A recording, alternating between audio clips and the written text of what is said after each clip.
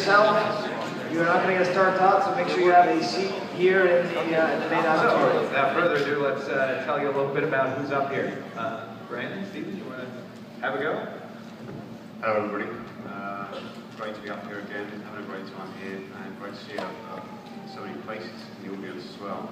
Brandon and I, Prop Store of London, Prop Store of LA, and we've got a booth here where we're exhibiting some of the pieces that you've got on the table here, and just having a fantastic time really. Yeah, I'm Brandon, and I've been collecting Star Wars props for several years, and please come see us at our booth at 1026. We have some more stuff, more original pieces on display down there. Good pitch. I'm Gus Lopez, so I'm a Star Wars collector and props, one of my favorite areas in collecting. I run the Star Wars Collectors Archive with a bunch of friends, and also involved in putting the collecting track together for Celebration. And I'm Tom Spina. We're at Tom Spina Designs, where we do a lot of custom display work for collectors and very specialized restoration of original movie props. And also a Star Wars prop collector for many years now. And so let's just dive right into it. So this is one of the coolest things that I think is in the show this year. Very recently, someone approached me, he's in the audience somewhere. He has this very strange, rare, and wonderful group of holiday special wardrobe. And maybe it's because we've seen so much other material over the years, but there's something really just kind of wild and special about this stuff. I'm just going to run through the slides. I think most of them sort of speak for themselves. The dancers' costumes are just so wild looking. How many people have actually watched the holiday special? That is a lot. More than any other movie in the world. Yeah. How many people watched it when it was on for the first time? Wow, that's still a respectable number of hands. And it's great with working with props or things like this. I mean, here's something from decades ago that no one knew even existed, and when Jared found it, it's like that is just awesome. Completely and as a collection as well, is that right? Yeah. One collection, one source, the whole collection. Yeah, that sounds right. That's right. One source, which is yeah. pretty unprecedented as well. Normally we find one piece here, one piece there, which we're trying to track down. Right. But a shirt here, a pair of pants there. Yeah.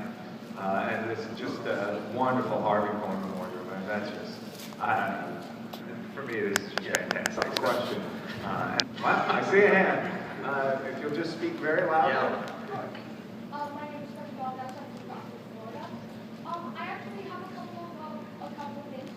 One, exactly how difficult is it to get these specific like spots and costumes? Because I imagine it would generally be difficult to see after the person if they. Sure. Can I pick up on that one? Yeah, the question was basically, how difficult is it to source this sort of material? And I'll sort of answer that with a question really, and if you had your choice, what would be the piece or pieces that you'd actually want to collect from these films? I would probably get one of the original models, like from the original trilogy.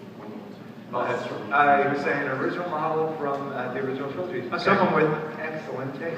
Yeah, good choice, man. Good choice. I think there was a plan. Can we go back to that slide with the Harvey Korman? We're not really going to have time to do that, unfortunately. We've got so many We've slides got a lot of slides to move through. Yeah. So very briefly, the model miniatures, there aren't really very many in private hands. We do see quite a lot of the Death Star pieces because there were so many of those made for the film, and at the end of production, a lot of those just got trashed. Some of them were cut up and kept as mementos by crew members. And so those are the Death Star pieces that are out there. That's probably the most common model miniature that you'll be able to find from the original trilogy. On top of that, there are some other miniatures out there. Not a great deal were made. There were some of the special effects miniatures, so bits of exploded X-Wings and things like that as well. But the complete miniatures themselves are very, very tough to track down. I have a few in my collection I've been very lucky to find, but it's sort of taken me 20 years to amass just half a dozen pieces, really. Yeah, good question. Among the most rare Star Wars pieces, I would think, it seems like Lucasfilm, out of everything, that was the material they really held on to tightly. Next slideshow. This is a group of material from an archive in France. Some good friends of ours, some people we do some work with, and they happen to be in the front row. Hello.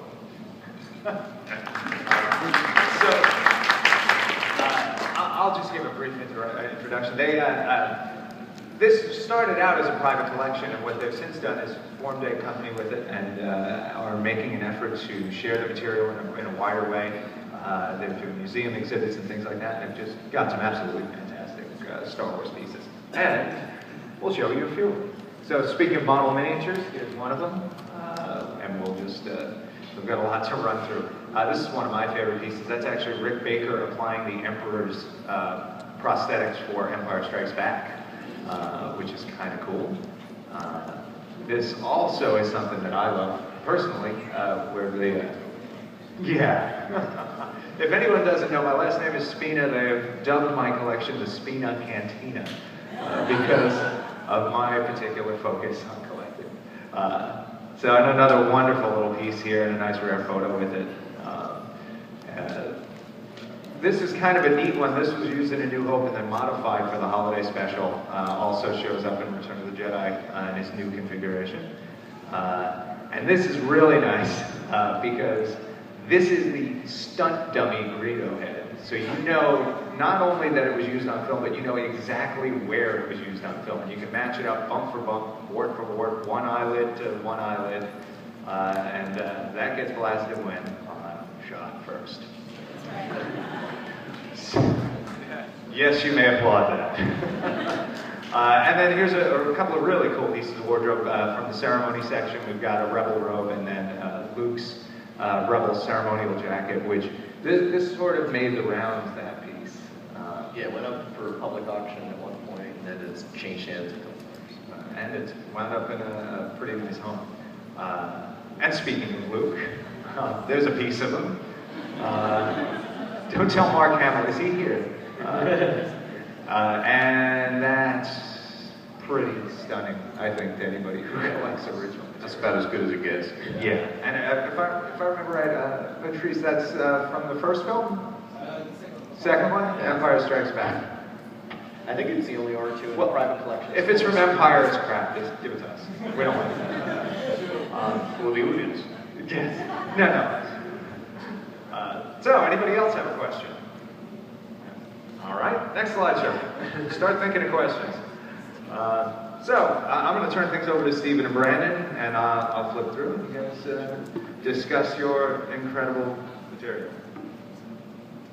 Yeah, so this is actually not something that was used on screen. This is a piece that was made by Dave Elsey, who was the head of makeup and creatures on episode 3, Revenge of the Sith. And this is basically something that he did just as sort of a one-off art piece. So the head with the burned makeup on it is a casting off of Hayden Christensen with the film makeup applied to it, and then he sculpted out the rest of it just to turn it into a bust. And Dave's paintwork is just second to none. Yeah, he's a master artist. Absolutely stunning. He won the Oscar for Wolfman. This is the baby Ewok, which you can all see up here. Can't tell what's That's an Ewok spear next to him with the little, yeah, that's an arrow. So, I mean, something else, the arrow, that was just taken home by one of the producers as a souvenir. I think that's a nice example of the sort of framing that you guys do too, which is always nice. You know, you give the piece a little presentation. So this is a master pattern for the AT-AT. So basically this piece was built by hand from wood and plastic, and then molds were pulled off this, and from those molds, the final Walker head was cast, which is what you actually see on screen. And I think this is for the large scale version. And I think probably this was like a pyro model where they blew the head up. So this is leading into... Yeah, so what we have here is one of the other things that we're always trying to do while we're collecting props and costumes is also look for reference material that relate to those items. Obviously there's a lot of material that we just can't find. We can't find records of how many were made, who made them, which departments handled them. And this is an unusual example where we managed to track down a crew member the actual prop list that went out to Norway. So we definitively know from this list, within reason, exactly what got shipped out there. Almost never seen anything like that, really. I mean, that's the only thing that we've seen that lists quantities, which is something that people talk about. You know, how many are there? How many are known to exist today? Where are they? Should there be another one? That sort of thing. Yeah, I think in John Hollow's notes, in the costume notes, he has quantities on some of the stormtrooper costumes he's made and things like that. Sure, for costumes. But yeah. So this is the pair of the off macro binoculars. We have actually got these here with us on our booth, so if anyone wants to come down and have a closer look at these. I love this piece. This is something that just turned up this year. It's sort of the epitome of the style and design of Empire Strikes Back. I think it's one of those hand props that you look at it and it just screams out Empire Strikes Back. There's the greeblies, the little additions to it, the paintwork, the tones on it. And now that we have this list, we know that there were 4 of these that went out to Norway. So you see Luke with one, you see Han with one, and then you see a couple of the Rebel commanders in the trench with one as well. So unfortunately, we're not able to screen match it, which Tom touched on earlier, where we look for the sort of paint chips and the dinks, the tells on it when we're looking at the Blu-ray DVD. But all told, even without screen matching, it's just an awesome hand prop. Yeah, absolutely beautiful. So this is an art department maquette for the Endor bunker. So this is made out of foam core, cardstock, things like that. This is basically something that they would build to discuss the set. So they've got a 3D representation of it that everyone can sort of sit around the conference table and discuss. You know, should this be bigger? Should the doors be wider? Where are we going to put the lights? That sort of thing. So this would have never been filmed. It's not like the ILM filming models that we were discussing earlier. It's an art department reference model, which would have been made by the art department in the UK. And then sent over to the US for use when they were building the actual set. And this piece, when Brandon acquired it, was actually in multiple pieces, and it wasn't really clear. I think it was misrepresented in the sale that it came up in. Yeah, it was in a public auction. It was labeled as parts of Jabba's sail barge, and it was just flat panels, and they didn't photograph it especially well, so it wasn't necessarily obvious what it was. But I just recognized it from a photo I'd seen of it. Fortunately, most of it was there, so we were able to put it back together.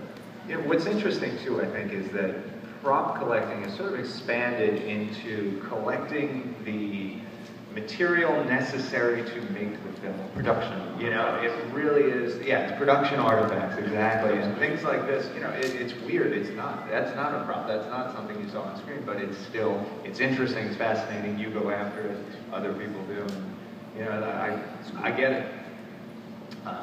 So this is something you guys turned up. Yep, so this is a Tusken Raider rifle from the first movie. This is a piece that they rented in for Star Wars, which is typical, especially on the first movie. Due to budget restraints, etc., they rented in a lot of material from companies that specialize in renting props and costumes. So this piece was rented by Stembridge Gun Rentals, which is one of the major Hollywood firearm suppliers. And they had 3 of these things. They took 3 out on the movie to Death Valley, and this is one of them that we were able to turn up. And we also found the original rental invoice from 1976 at Stembridge Gun Rentals, which has the serial number of that gun on it.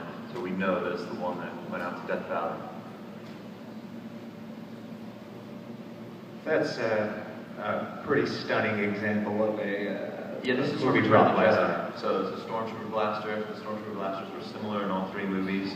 For Return of the Jedi, they built them out of replica firearms, so they couldn't shoot blanks, but you know, they do the job, they look great.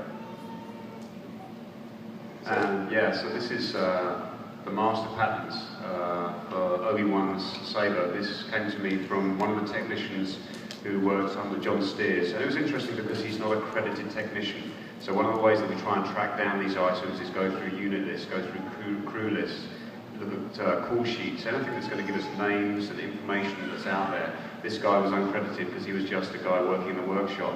And we got in touch with him, and I mean, it's incredible that these pieces have survived. What you're basically looking at there is the first turned wooden master template for the saber. So that is the origin, the genesis, if you like, of the lightsaber. And then the silver piece behind it is a solid aluminium casting, one of the first, which never got cleaned up and never got prepped for use. But again, this is not something that's seen on screen, but historically, you know, so significant and just amazing that it survived.